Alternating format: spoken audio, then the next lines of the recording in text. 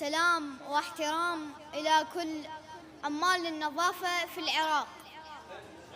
على لسان حال عامل النظافة يخاطب صاحبه ويقول: المن نشتكي اللي يسمعنا بس ربنا، المن نشتكي اللي يسمعنا بس ربنا، الناس تفشل أكثر من رواتبنا.